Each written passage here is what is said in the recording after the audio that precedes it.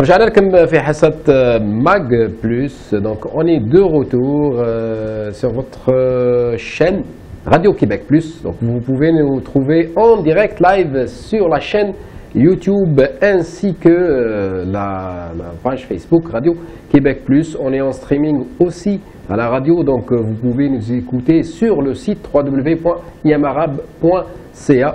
Toutes les informations sont disponibles et bien sûr, si vous voulez interagir, vous n'avez qu'à pianoter justement dans votre clavier Radio Québec Plus et vous nous donnez ce que vous voulez.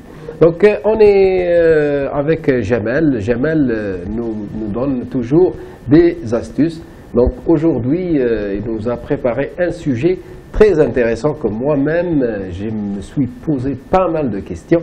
Comment justement l'État, quand on dit l'État, par exemple, nous ici à Montréal, donc c'est la mairie de Montréal, donc c'est elle qui s'occupe du quotidien des Québécoises et des Québécois. Comment elle fait pour faire rentrer de l'argent? D'où vient l'argent de la mairie de Montréal? Monsieur, bonsoir Jamal. Bonsoir Zéne et bonsoir tout le monde. Si on enchaîne avec nos émissions précédentes, à chaque fois on sortait des gros chiffres. Pour le déneigement, 160 millions. Le sel, 60 millions. L'abrasif, les 1000 chargeurs de neige. La semaine passée, on avait parlé... Les nids de poules. Les nids de poules. Les nids d'Autriche même. C'est ça, les nids d'Autriche, ça coûte 3 millions, 5 millions de plus. Donc ça vient d'où cet argent? Ok, ça commence à chiffrer. Ouais, c'est ça. Donc ici... ça revient du peuple vers le peuple, min ash-sha'b wa ila ash-sha'b. Mais au vrai sens du mot, au vrai sens du mot. Donc, c'est pas comme. Au vrai sens du mot, donc ce que tu payes toi de ta poche, tu le retrouves. D'accord. Tu le retrouves devant toi.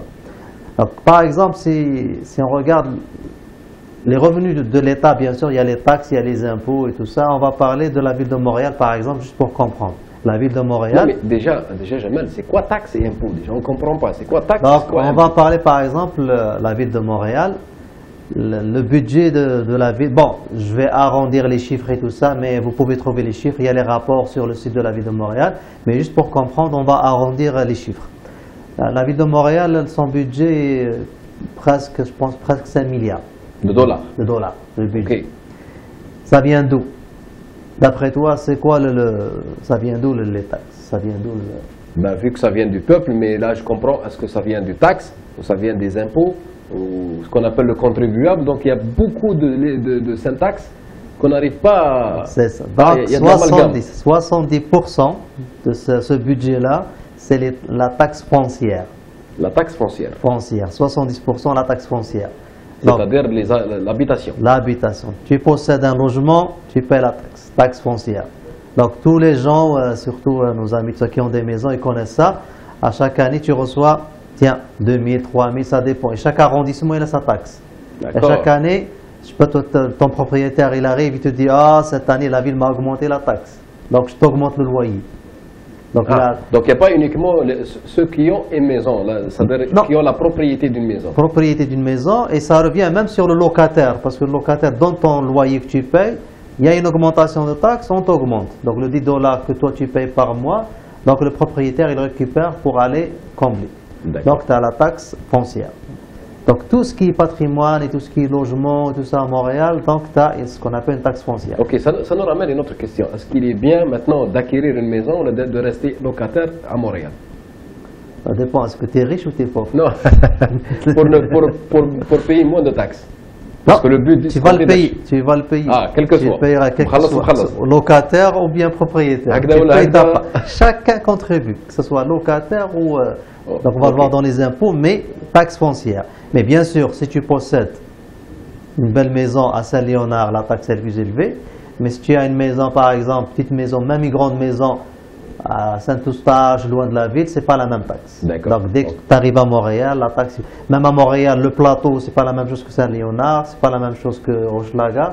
Donc ça varie d'une région. D'une région, mais en gros, les ressources de la ville de Montréal, à 70% presque, c'est la taxe foncière. Donc ça c'est en premier. La deuxième, donc après cela, donc c'est le 17%.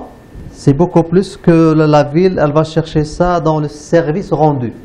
Il y a 840 millions 840, presque 1 milliard dans les services rendus par la ville. C'est quoi les services? Les services, tu payes. Par exemple, photocopie ou le truc de 5 $ à la ville, tout ce qui est payant vis-à-vis la ville. Tout ce qu'elle te rend le service et tu payes. Donc c'est un service rendu. Le parking, par exemple, les parcs-mètres. Des affaires, oui, des affaires. Tout ce qui est service. Par exemple, les étiquettes, on ne sait jamais. Procuration, tu vas à la ville, on te cherche 5 $. Donc c'est service rendu, c'est un service rendu. Aussi, il y a une autre partie qui vient du gouvernement, un petit 4-5%, le gouvernement qui donne un budget à la ville. Injecte de l'argent. Injecte de l'argent, donc dans les 200-250 millions. Mais ça reste minime. Ça reste minime, mais comme je te dis, c'est la taxe foncière. D'où la ville a augmenté cette année, baissé. Donc, d'où l'importance de... Peut-être que si tu vas pas... Pourquoi, par exemple, chez nous, ils n'arrivent pas à l'implanter? Tu arrives, quelqu'un, il y a de l'argent, il y a des nouvelles bâtisses, il va acheter 300 logements, 100 boutiques, et il les ferme. Par exemple, des magasins ou des affaires comme ça, qui m'appellent il va acheter 100, il donne un garage, il regarde. Ticard, 300 millions, après 3 ans, c'est 600, 1 milliard. Mais s'il payait les taxes et tout ça, c'est ça. Ici, avant d'acheter une maison, tu vas penser, si j'achète un 5,5, ça va me coûter 2000 $ de taxes. Pourquoi est-ce que j'ai besoin de 5,5? Je vais acheter un 4,5, ça va me coûter 1000 $ de moins de taxes. Donc tu vas calculer au pied carré, ici on calcule au pied carré. J'ai pas besoin de 100 pieds carrés, j'ai besoin de 100 pieds carrés, donc je calcule. Donc ici, tu prends ce que tu as besoin. Ce que tu as besoin. Parce que en plus, surtout si tu es limite, tu es dans la moyenne, le salaire moyen, donc tu ne vas pas acheter un 3 étages ou quelque chose comme ça. Tu achètes ce que tu veux, sauf si tu veux louer ou bien sûr. Mais pour toi, tu t'achètes ce que tu veux.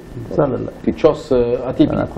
Donc les revenus de la ville, c'est ça qu'on avait dit en gros, les taxes, les services rendus et le gouvernement qui l'aide pour avoir le 5 milliards $. Donc cet argent, où est-ce qu'il va aller après? On a dit qu'on va le retrouver dans le service, mais juste pour avoir une idée, par exemple si on prend $1, $1 de ce taxe qui est récupéré par la ville, c'est bien détaillé la ville où est-ce qu'il va ce dollar-là. Ils l'ont bien détaillé. Par exemple, sécurité publique. Pour $1. $1. On va diviser le dollar, qu'est-ce qu'ils vont prendre? La sécurité publique, c'est quoi? La police, les pompiers, les urgences et tout ça. Ils vont prendre 21 sous. 21,5. Tout est à l'intérieur. Donc, la police, on va financer de ça. Donc, dans le $1, 21,5 sous, ça va aller à la sécurité publique. Les loisirs, la piscine, et comme toi aussi, tu aimes la bibliothèque et tout ça avec les enfants, ça aussi, ils vont prendre 10 sous. 10 sous de ce dollar, oui. C'est ça, dans le dollar. Les charges corporatives, là où il y a de la retraite ou la vieillesse et tout ça, donc ils vont prendre 9 sous. L'administration générale, tout ce qui est administration, l'école blanche, tout ça, donc la ville, ça prend 9 sous aussi, 9,1 sous. 9,1. C'est calculé, c'est un transport en commun. Parce que les bus, on paye, mais ça ne suffit pas. Ce que tu payes toi par exemple, parce que c'est subventionné le transport en commun. Il y a aussi la contribution de ceux qui ont une voiture. C'est ça, il y a la taxe et ce que tu payes pour, et même ça ils sont déficitaires, ils veulent avoir plus. J'ai payé récemment une plaque d'immatriculation, j'ai trouvé une taxe de transport en commun. Un ticket, l'étiquette, donc il y a un ticket, il y a une participation. Ah oui. Qui te débrosse, participation, transport en commun, tu vas trouver. Donc administration générale c'est 9,1, transport en commun c'est 10 sous, qui prend de ce dollar de taxe qui a été payé. Réseau routier, dont on avait parlé tantôt, ils prennent 4,9.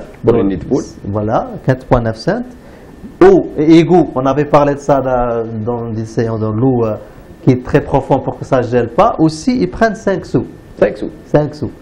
Et ça continue, ça continue. Donc, si tu veux avoir le détail, ce que tu as payé toi comme taxe, où est-ce que ça s'en va? Donc, tu as $1 et il est divisé, tout donc, ça, et tu vas trouver... Donc, côté transparence, il n'y a rien à dire, tout est transparent, il y a rien à dire. Tout est vérifiable. Tout est vérifiable, le rapport, le budget, donc tout est là, donc tu peux savoir. Donc ça, c'est pour les taxes. Donc là, les ressources, les revenus, disons, pour le budget de la ville, la majorité, c'est les taxes. Ils vivent des taxes. Maintenant, c'est quoi les impôts? Donc ça, c'est les taxes. Les taxes. Les impôts. Par exemple, les impôts, toi tu travailles, tu as un revenu, tu as gagné de l'argent. Tu as gagné de l'argent, donc la ville, elle va, le gouvernement, il va imposer à tout le monde une partie d'argent, une somme. Il y a une ponction. Une ponction de ton argent. Ils vont prendre une somme, un pourcentage. Et ce pourcentage, c'est quoi là par exemple, toi tu as un revenu, ils vont t'imposer, ils vont dire, mais là, il y a le provincial, il y a le fédéral. Les deux, ils prennent l'argent. Les impôts, il y a الضريبة, c'est ça. الضريبة. ماشي الضربة. ماشي الضربة، ماشي الضربة. أجيك ضربة على الراس. Ça dépend de ton revenu. Donc il faut gagner. Pour être imposable, il faut être résident du Québec. Par exemple, maintenant, on a jusqu'au 2 mai pour payer les impôts de 2015. D'accord. Les impôts, c'est de janvier, du 1er janvier jusqu'au 31 décembre. D'accord. Il faut être résident au Québec et, bien sûr, avoir travaillé ou avoir un revenu. Okay. Même si tu as de l'aide sociale, c'est un revenu. D'accord. Donc, tu ne vas pas payer doit beaucoup. être déclaré. Tout l'argent qui est rentré doit être déclaré. Donc, premièrement, comment le gouvernement il va savoir que tu as eu un revenu? Actuellement, tu vas remplir des formulaires. Dans ce formulaire-là, tu dois écrire tous tes entrants, tout ce qui te intrants, tout ce qui est rentré. D'accord. المداخل. كاع المداخل تاعك تكتبهم تما، كل مداخل منين تجيبهم. L'employeur تاعك اللي خدمت عنده, il va te donner des feuilles, ce qu'on appelle le T4, le relevé 1, c'est des formulaires spéciaux اللي يعطيهم لك في généralement janvier, début février, يبدا يبعثوهم لك. إلا راك في l'aide sociale يبعثوه لك، إلا راك t'as un employé ou tu as 2 employés, ils vont t'envoyer ça. Même même si tu suis des études. Étudiants, ils vont t'envoyer des feuilles pour la déclaration d'impôt. Même pour les enfants, pour la garderie, pour tout. Donc, ça, je parle des revenus. Ça, c'est les revenus. Ils vont t'envoyer des feuilles. Donc, tu vas, dans ton formulaire, tu vas remplir tout ce qui est revenu. Dans l'autre formulaire, et dans le même formulaire, donc, tu vas remplir tout ce que tu as déboursé. Parce que, pourquoi? Si on revient à les impôts, toi tu as gagné, genre, parce qu'il y a des seuils, tu as gagné 20 000. Généralement, réellement au Québec, ils ont des seuils d'imposition parce que ça varie, le taux ça varie selon le seuil. Okay. Si tu gagnes par exemple au Québec, pour le provincial, leur seuil c'est 41 935 par exemple. C'est ça, par an. Ça c'est le brut que tu as gagné. Tu vas payer une taxe de 16%. Sur le 41 000. Sur le 41 935. Si tu as gagné 41 000 et plus que ça monte à 20%. Donc ça, c'est des seuils. Si par exemple, tu as gagné plus de 83 600 et quelques, c'est 24%. Wow. Ensuite, Kimanta, dans la fourche, plus de 100 000, 102 000. Ah, tu as 100 000, 100 000, 102 000, mais ça ne حكتش باقي لك 2 000. لا تحرك فيا ما عنديش 102 000, c'est 25%. 100 دولار برك ما كاين والو. Donc c'est 25,75. Pour préciser, مانيش خالص بكيبك بلوس. Non. Je suis un bénévole, comme toi bénévole, comme ceux de la régie, ils sont tous bénévoles. Donc 102 000, c'est 25%. C'est 25% que tu vas payer. Ça c'est provincial. Le fédéral, c'est presque la même chose, mais au lieu de 41 000, eux, leur seuil, c'est 45 000. Et au lieu de 16%, c'est 15%. Ensuite, ça monte à 20%. Ça s'ajoute, c'est-à-dire les 19% plus 16%. C'est ça. Par exemple, si tu as gagné 15 000 $, au fédéral, tu vas payer 460 et au provincial, tu vas payer 115 $. Mais si tu as gagné 100 000 $, au fédéral, tu vas payer 15 000 $. Wow. Et au provincial, tu vas payer 17 000 $. Mais c'est quoi alors le retour de taxe qu'on entend? Je crois qu'il y a un retour de taxe. C'est ça. Donc ça, c'est les seuils. Pour comprendre, exactement. Si on prend juste le provincial, tu as gagné 41 935 $. Okay. Tu vas payer 41 936 $. Ton seuil, tu as dépassé le seuil qui est de 35 $. Tu vas payer 20%. D'accord. Idéalement pour toi. Pour payer le 16%, c'est quoi? C'est de perdre les 35 $. 35 $. Donc, c'est quoi? Ils ont prévu ça. Parce que ça, c'est ton brut, ce que tu as gagné. Mais eux, dans le brut, ils savent que, par exemple, toi, tu as des enfants en charge. Tu as une femme en charge qui ne travaille pas. Donc là, ils te donnent un crédit d'impôt. Tu l'enlèves. Tu as une personne à charge. enlève 2300 $. D'accord. Donc, au lieu, ton 41 000, tu as déjà enlevé 2000 $ par exemple pour ta femme. Ça descend à 39 000. C'est ça. Tu as été à l'école pour encourager les formations à l'école.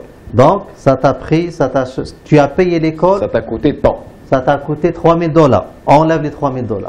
Ok. Donc ça, c'est net d'impôt. C'est ça. Tu as baissé ton revenu net. Donc, au lieu de payer le 20%, tu l'as baissé. Okay. Par exemple, si tu as baissé, mais tu es toujours dans le 41 000, tu as la retraite. Pour encourager les gens, parce qu'ici, il n'y a pas de retraite, mais tu as la possibilité de garder à côté, de mettre à côté ton argent dans les REER, par exemple. Ah, les REER. Les REER, tu dis, voilà, je suis à 45 000 et le seuil est 41 000. Au lieu de payer 20%, moi, je vais mettre 5 000 $ dans mon REER. Mais à condition que tu ne touches pas. Bien sûr, je vais la mettre dans mon REER, elle n'est pas imposable. Et en plus de ça, au lieu d'être taxé à 20%, je vais être taxé à 16%. Je gagne mon 4%. Donc, autant ils gagnent la retraite. C'est ça. Donc, les gens, ils fonctionnent comme ça. C'est ça. Donc, disons, c'est l'activité sportive, les acrobaties à gauche à droite, mais c'est légal. Le gouvernement, il te dit. Mais, mais non, ok, je vais aller à l'école parce que je vais réduire. Le gouvernement, dans ton emploi, tu as déboursé de l'argent, oui. Tu vas baisser, mais de l'autre côté, tu as fait travailler une école, tu as payé, tu as utilisé ton argent. Il y a une dynamique. Il y a une dynamique qui roule. Parce que Houma, ils savent que tu vas payer le 16%. Okay. Et l'argent que toi, tu as déduit, tu ne l'as pas caché dans des paradis fiscaux. Il y a des gens qui vont aller dans les paradis fiscaux. Donc, mais pour la majorité, c'est ici. Elle est déboursée ici. Autant faire une labyrinthe, autant la faire ici. Ici. Donc, tu as zigzagué. C'est ça l'argent, il reste ici. Donc, c'est ça actuellement, généralement, quand tu vas voir tes relevés, tes T4 et tout ça, tu fais la somme et tu regardes combien je vais payer. Mon net, moi, c'est 50 000 $, 51 000 $. Où est-ce que je suis? Dans les 51, donc je suis ici. Je vais payer 22% dans le provincial et 18% dans le fédéral. Mais si je la descends à 35 000, est-ce que je peux la descendre? Tout ce qui est médical, par exemple, tout ce qui est activité. Imagine que, par exemple, pour encourager l'activité physique pour les enfants, dernièrement, ils ont rajouté jusqu'à 500 $ que tu peux avoir comme crédit d'impôt pour les enfants. 500 $. Mais comment tu peux les avoir? Tu l'inscris à Taekwondo par exemple, et le reçu de 300 $ à l'année, tu peux le mettre déduire. D'accord. Tu déduis de ton revenu net. Donc toi tu dis, eux ils acceptent de l'enlever de la taxe, de perdre, mais d'autre côté ils vont avoir des enfants en bonne santé. Okay. C'est pour encourager la consommation. Donc toi tu vas perdre quel que soit l'argent. Autant l'investir. L'investir au lieu de stocker. Eux c'est l'argent qu'il faut que ça roule. Il ne faut pas que ça soit stocké. Par exemple, tu vas ailleurs où il n'y a pas de banque, où le problème actuellement chez nous, c'est sac poubelle rempli d'argent à la maison, sous le sous-sol, mais l'argent ne roule pas, ça ne roule pas. Donc l'économie, ça ne roule pas. Il faut que ça roule, il faut que ça huile. Il faut que ça huile. Donc c'est comme ça, c'est ça. Il y a des taxes, on te fait peur, oui c'est vrai, mais c'est comme ça. Mais malgré ça, on dit nous qu'on est taxés, mais les meilleurs pays qui sont classés actuellement les premiers au monde, c'est les pays scandinaves. Ok, sont les plus taxés. La taxe là-bas, mon cher, c'est dans les 60% et tout ça.